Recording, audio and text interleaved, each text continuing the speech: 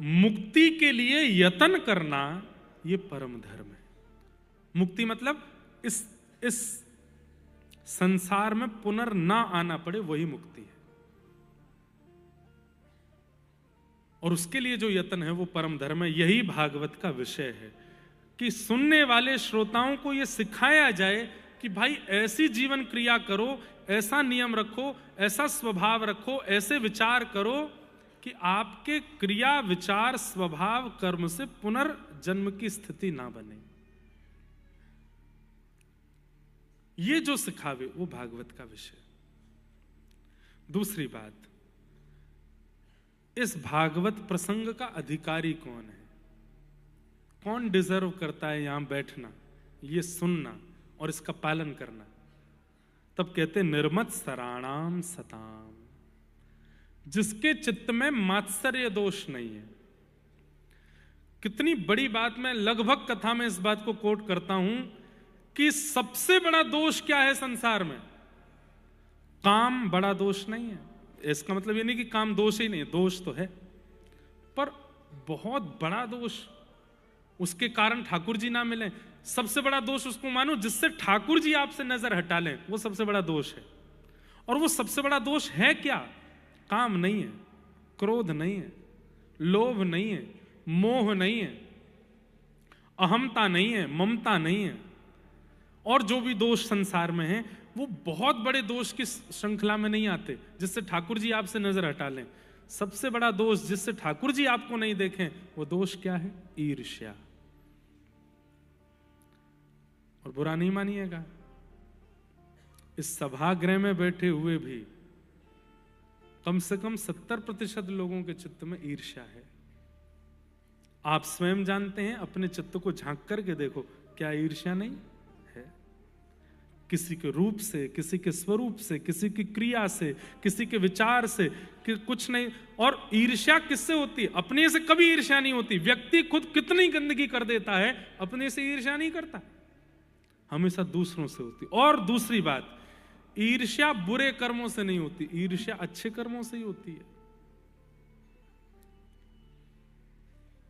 बल्कि हम लोग इतने खतरनाक हैं, जिससे हमको ईर्ष्या होती है, वो कभी कुछ गलत कर देता है तो हम लोग सिंपैथी देने और पहुंच जाते हैं वहां पे, अरे राम राम बहुत बुरा हुआ है, इतना बुरा तो दुश्मन के संग भी नहीं होना चाहिए, आप चिंता मत करो। और वही कुछ अच्छा कर ले, घर में बैठे बैठे फिर विचारों के ही पहाड़ बुन रहे हैं। इसके संग ऐसा कैसे हो गया, ये कैसे ऐसे बन गया, इसने यूं कैसे कर लिया, इसके संग तो ऐसा होना चाहिए, इसके संग तो वैसा। ईर्ष्या।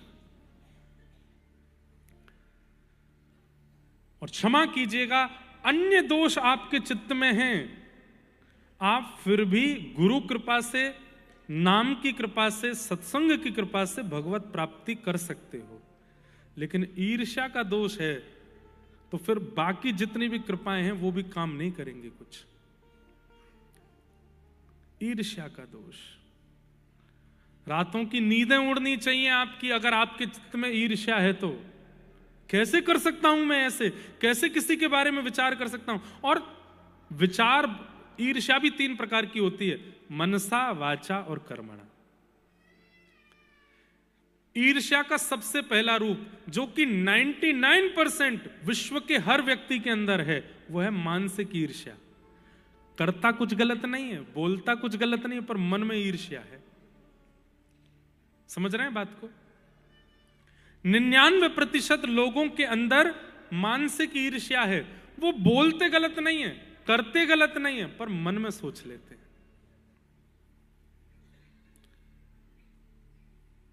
इनके साथ ऐसा कैसे हो गया, ये ऐसे कैसे कर सकते हैं, ये कैसे प्राप्त हो सकता है इनको, ये इतने बढ़िया क्यों है, ये ऐसा क्यों? और ये मानसिक ईर्ष्या। और जब मानसिक ईर्ष्या, उसके साथ और पाप जुड़ जाते हैं, तो वो मानसिक ईर्ष्या वाचा ईर्ष्या में प्रकट हो जाती है। फिर व्यक्ति जो मन में ईर्ष्या कर रहा है, वो वाणी से भी करने लगता है। 4 लोगों के बीच में बैठे थे और उस व्यक्ति की चर्चा हुई जिससे ईर्ष्या हुए है। भाई उसकी बात मत करो, हमसे पूछ लेना, हाँ हम सब जानते हैं कैसा है क्या है, ठीक है, हमारे सामने मत बोलो। ऐसा किया उसने, ऐसा किया उसने, ये किया उसने, तुमको क्या पता, हमसे पूछो। ये वाचा की ईर्ष्या। जब मानसिक ईर्ष्या के साथ और पाप जुड़ जाते हैं तो वाचा की ईर्ष्या प्रकट हो जाती है। और जब आप प्रचंड पापी हो जाते हैं तो फिर मनसा वाचा से उठ करके आप कर्मणा ईर्ष्या में आ जाते हो। आप करने लगते हो कि ऐसा कुछ करूं कि इसके साथ कुछ अपराध हो, इसके साथ कुछ गलत हो, इसकी निंदा हो, इसके साथ ये हो। वो कर्मणा ईर्ष्या है। और ईर्ष्या यदि मनसा वाचा और कर्मणा तो बहुत आगे की बात है, मनसा ईर्ष्या भी है तो एक बात याद रख लीजिएगा, ठाकुर जी की मिलने की जो डायरी बोल लो या फिर वो लाइन बोल लो या फिर वो स्थिति बोल लो, उसमें आपका नाम दूर दूर तक नहीं है। कामी को मिल जाएंगे ठाकुर जी, क्रोधी को मिल जाएंगे, लोभी को मिल जाएंगे, और दोष वालों को मिल जाएंगे। अरे कहां तक कह दूं, स्वपच भक्ष खाने वाले को भी ठाकुर जी कृपा करके प्राप्त कर सकते हैं, पर ईर्ष्यालु को प्राप्त नहीं होते। इसलिए हमारी प्रार्थना, आज से अपना भजन अन्य भावों को बाद में, श्री जी की प्राप्ति हमारी फर्स्ट प्रायोरिटी हो जाती है। हम लोग नाम दीक्षा लेते ही, नाम जप लेते ही, गुरु आज्ञा प्राप्त करते ही, धाम जाते ही सबसे पहले हमारी इच्छा, आज से ही सबसे पहले श्री जी की प्राप्ति हो जाए, इसी भाव से नाम जप कर रहे हैं। नहीं, पहले अपने अवगुणों की लिस्ट बनाओ। पहले श्री जी मैं आपके लायक बनूंगा, पहले आपके लायक बनने के लिए ये दोष मेरे अंदर है, इन दोषों को नाम से नष्ट करूंगा, तब मैं आपकी प्राप्ति के लिए भजन करूंगा। छोटे छोटे बच्चे आते, महाराज जी श्री जी क्यों नहीं मिल रही, वृंदावन क्यों नहीं मिल रहा, धाम की कृपा क्यों नहीं हो रही। आप पहले योग्य तो बनो, पहले उस लायक तो बनो, और उस लायक बनने के लिए पहले अपने स्वभावों का चिंतन तो करो। हर दिन अभी मेरे अंदर जो काम है उसको समाप्त करने के लिए कुछ दिन का नाम जप है कि ये काम समाप्त होना चाहिए। अब धीरे धीरे लगने लग जाए कि हाँ अब काम विश्राम में है, अब क्रोध के लिए नाम जप करो, अब लोभ के लिए नाम जप करो, अब ईर्ष्या के लिए नाम जप। और एक बात, एक बिल्कुल अंतिम बात कह दूं, काम क्रोध लोभ के लिए तो नाम जप बाद में देख लेना, आप केवल ईर्ष्या के लिए नाम जप करो कि मुझे ईर्ष्या ना हो किसी से। किशोरी मोहे अपनों सो कर लीजे, किशोरी मोहे अपनों सो कर, आप अपने जैसा मुझे कर दो। इस भावना से नाम जप आप कर सकते हो, इस भावना से गुरु मंत्र का जाप आप कर सकते हो, इस भावना से आप कथा सुन सकते हो, इस भावना से परिक्रमा लगा सकते हो कि हे किशोरी जी आप जैसा मुझे कर दो। कैसी है किशोरी जी?